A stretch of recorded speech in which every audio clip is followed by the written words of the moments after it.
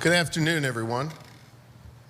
Less than 2 weeks ago, my office filed a lawsuit challenging the Trump administration's illegal freeze of federal funding because of its direct impact on Pennsylvania state government and our work to serve the good people of this great Commonwealth. On the day we filed that lawsuit, at least $2.1 billion in federal funding that had been appropriated by Congress and obligated by the federal government to our state agencies was frozen or placed on an undefinitive review. That included funding to prevent sinkholes and make abandoned minelands safe, funding to plug abandoned wells that were leaking toxic chemicals into our communities, and funding to reduce energy costs for homeowners and ensure the water flowing to Pennsylvanians' faucets was clean and pure. Today, I'm here to provide an update on where things stand with that litigation. As a result of our lawsuit and our continued pressure and engagement with the Trump administration, in which we demanded that the administration comply with the legal injunctions currently in place, we made clear that we were ready to seek immediate relief from the courts. Every dollar that we identified at the filing of our lawsuit is currently unfrozen and once again accessible to all Pennsylvania state agencies. Let me say that again. Every single dollar that we identified at the filing of our lawsuit is currently unfrozen and once again accessible to Pennsylvania state agencies. With the funding restored, we will now resume critical programs and infrastructure projects that have been jeopardized by this illegal freeze. I know that there were some who questioned why we would sue the federal government in this matter. As I said at the time, legal action was not my first choice.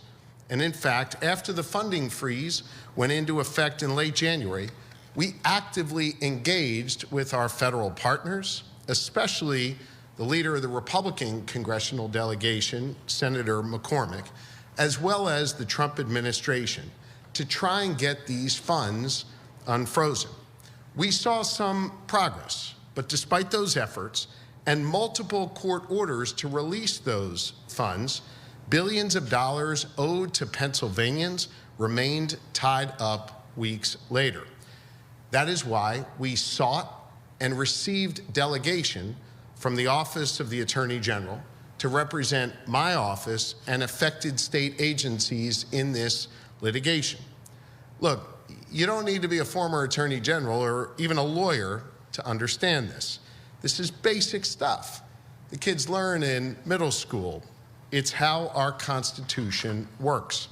Congress passed laws committing billions of dollars to the states for serious needs.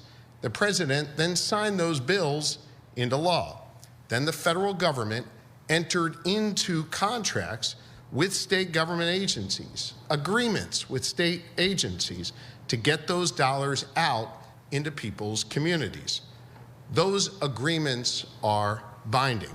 To put it simply, a deal is a deal. The Trump administration is legally required to provide these funds to Pennsylvania. That is why I took legal action, to protect Pennsylvanians. But here's the thing, in our administration, we are capable of walking and chewing gum at the same time. So even after we filed our lawsuit 11 days ago, my team and I continued to engage with the Department of Justice and with the Trump administration directly. When I was at the White House on Friday, I again raised the issue of our frozen federal funding to President Trump's senior team and members of his cabinet. I urged them to follow the law and to honor their agreements with Pennsylvania. As a result of that direct engagement last week, our funding is unfrozen. They are now following the law, and we will continue to press our case. For now, thanks to the federal funding flowing to our agencies once again, we can resume the important work for the good people of Pennsylvania without subjecting Pennsylvanians to the risk of the Commonwealth receiving a bill for work that should have been paid for by the federal government. Work that includes plugging orphaned and abandoned wells and creating good-paying jobs in the process, especially in our rural communities. Work to clean up our waterways, help our farmers deal with runoff that leads into the Chesapeake Bay, and ensure Pennsylvanians have clean water when they turn on the tap. Work to repair abandoned mines before they turn into sinkholes that endanger people's homes and businesses, and so we can prevent another tragedy like we had in Westmoreland County back in December. Pennsylvania is home to more abandoned mines than any other state in the entire country, and we still have 140,000 acres that need to be fixed. We're resuming work to reduce utility bills for consumers and make sure that rural communities have reliable access to electricity. As a result of the freeze, several ongoing projects in the western part of our Commonwealth, employing dozens of Pennsylvanians, were forced to stop work. These folks can now get back on the job, knowing that I will continue to have their backs. As governor, it is my job to protect Pennsylvania's interest, and I will use every tool at my disposal, from legal action to my direct engagement, to make sure that Pennsylvanians are protected and that the funds Pennsylvanians rely on every day, the funds that Pennsylvanians pay in federal taxes, make their way back to our Commonwealth, and we receive every federal dollar that we are owed. I want to thank you for being here on short notice, and I'm happy to take a couple quick questions on this topic if you have any.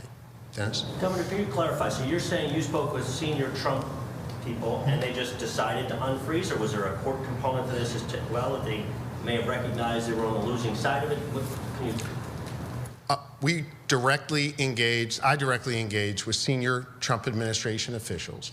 My legal team, led by Mike Fisher, Jacob Boyer, Jen Selber, directly engaged with the Department of Justice, and those funds are unfrozen at this time.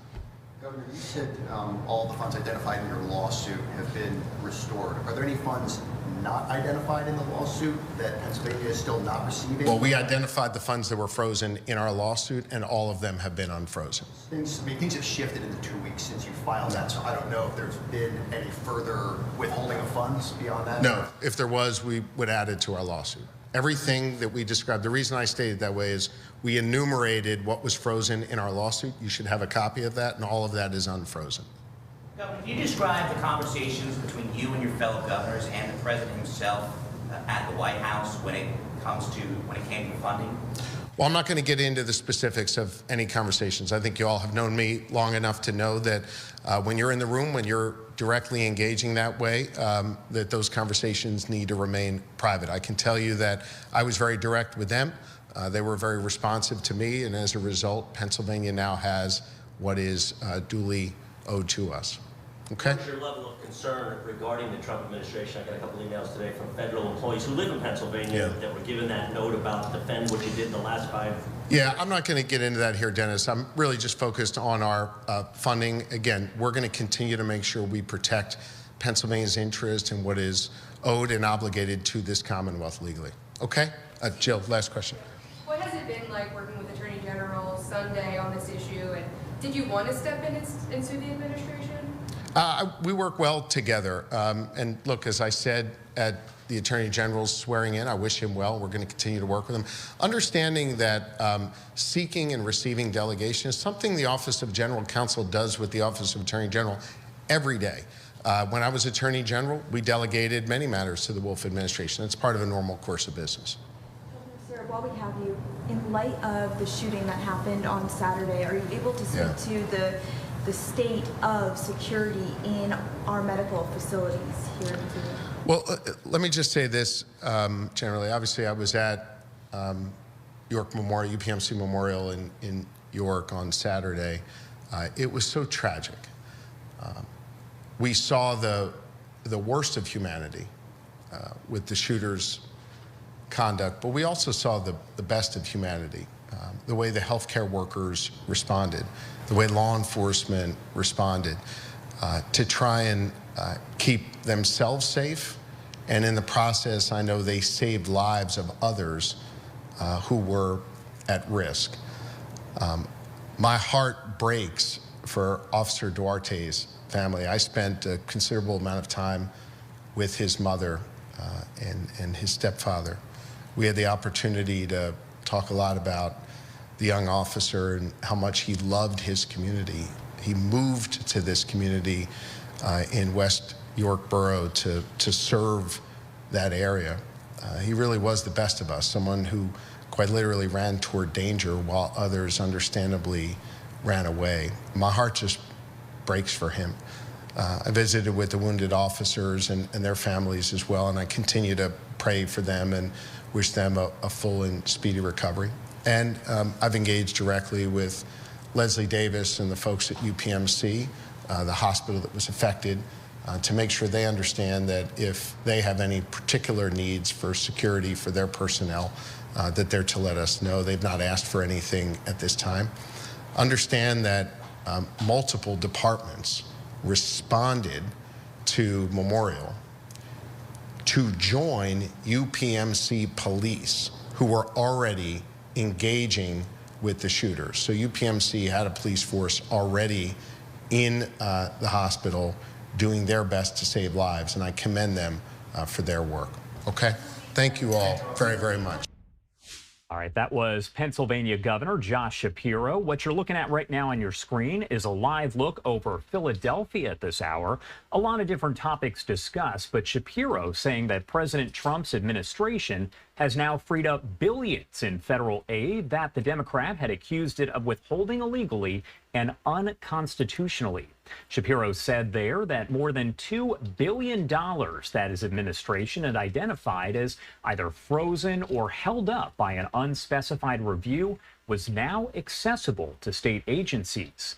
Shapiro sued in federal court over the aid, and that was back on February 13th after federal courts repeatedly rejected the Trump administration's sweeping pause on federal funding and questioned whether the Trump administration was ignoring court orders. Shapiro also saying that he pressed his case in conversations with senior Trump administration officials while he was in Washington, D.C. over the weekend.